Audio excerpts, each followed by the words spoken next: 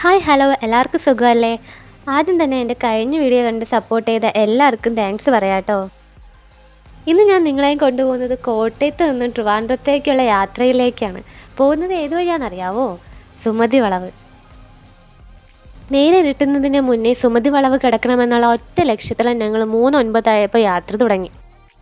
പണ്ട് തൊട്ടേ കേട്ട് പേടി തോന്നിയ സ്ഥലമാണ് സുമതി വളവ്. അതെന്തുകൊണ്ടാണെന്ന് ഞാൻ പറഞ്ഞു തരാം. ഒരു 65 കൊല്ലം മുൻപേയൊക്കെ നടന്ന സംഭവമാണെന്നാണ് പറയുന്നത്. സുമതി എന്ന സ്ത്രീയെ ഗർഭാവസ്ഥയിൽ കാമുകൻ കൊന്ന ആ വളവിൽ വലിച്ചെറിഞ്ഞു എന്നാണ് അറിയപ്പെടുന്നത്. അന്നു മുതൽ പല പേടിപ്പിക്കുന്ന കഥകൾ ആ നാട്ടുകാർ പറയാറുണ്ട്. എങ്കിലും നമുക്ക് ആ വഴി പോയി നോക്കാം, വായോ.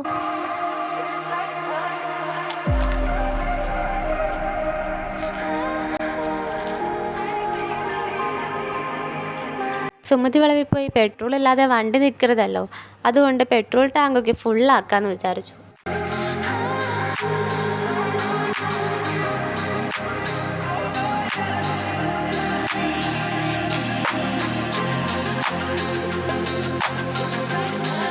അങ്ങനെ ചങ്ങനാശ്ശേരി, തിരുവല്ല, പന്തളം വഴി പോകുന്നതിനിടയിൽ ഒരു ചായ കുടിച്ചാൽ എന്താന്ന് തോന്നി.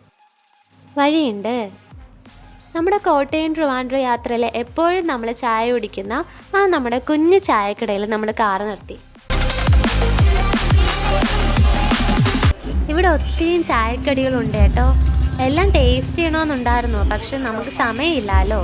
അതുകൊണ്ട് ചായയും പോക്കറ്റ് ഷവർമയും കഴിച്ച് അവിടെ നിന്ന് മടങ്ങി.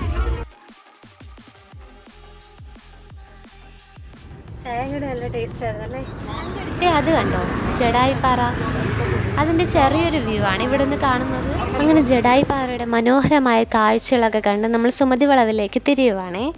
ഈ സുമതി വളവ് എവിടെയാണ് സ്ഥിതി ചെയ്യുന്നതെന്ന് നിങ്ങൾക്കറിയാവോ? ഫർദന്നൂറിൽ നിന്ന് പാലോടേക്ക് പോകുന്നതിനിടയിലാണ്. സുമതി വളവ് എത്താറാവും തോറും ചെറിയൊരു പേടിയൊക്കെ തോന്നുന്നുണ്ട്. അപ്പോൾ സുമതി വളവിലേക്ക് നമ്മൾ കയറുവാണേ. സുമതി എങ്ങാനും കാണാം അവിടെ.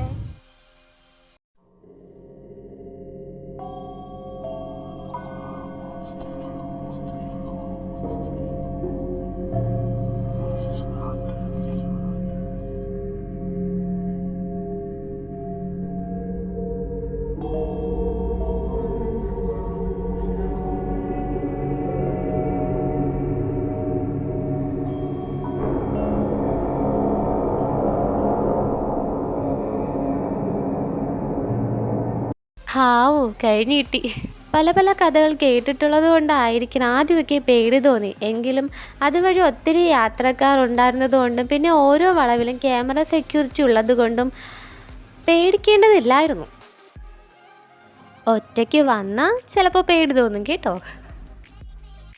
ഈ വീഡിയോ നിങ്ങൾക്ക് ഇഷ്ടമായെന്ന് കരുതുന്നു. ഇതുപോലെ ഇനിയും വീഡിയോസായിട്ട് ഞാൻ എത്തും. ഈ വീഡിയോ ഇഷ്ടപ്പെട്ടുവെങ്കിൽ സബ്സ്ക്രൈബ് ചെയ്യണേ, സപ്പോർട്ട് ചെയ്യണേ. Tata, bye bye.